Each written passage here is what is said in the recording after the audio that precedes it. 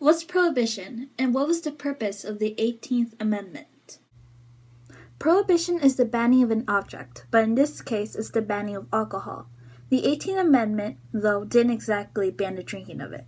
It was the making and selling which was banned. Based on documents and 2 posters, I can say that the 18th Amendment was passed to make people healthier and for parents to start taking care of their children. What problems did people see in society at the turn of the century?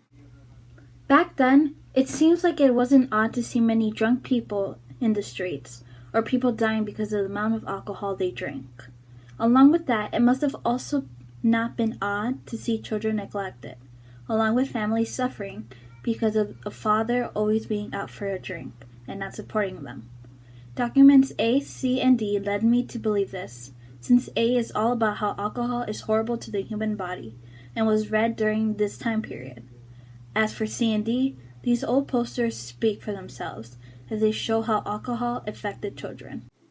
Why did they think Prohibition would solve these problems? I believe that they thought Prohibition would solve their problems because, as stated in the Constitution itself, states could harshly enforce this amendment. They believed that there would be no way someone could get a drink now, which would lead them back to their families, a main reason the temperance movement was started.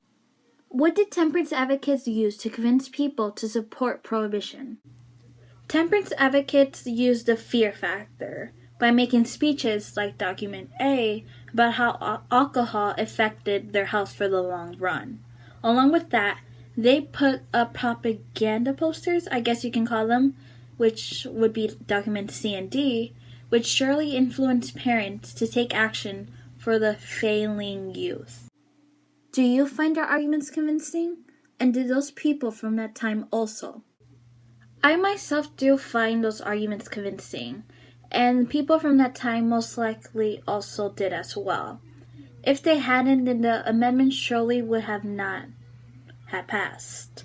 The arguments made by the temperance advocates were surely convincing, as the main one being Document A being written by the old health commissioner of New York City. Their arguments were based on science, and science is often not false, so the people back then mostly likely did not want to take risk. Why does the author of Document B single out immigrants? The author of Document B stated that the Hooch murder bill was especially directed at foreigners because, according to them, they've always been trying to kill locals, aka the Americans that were already there, although I believe it had to do something with racism back in the 1900s.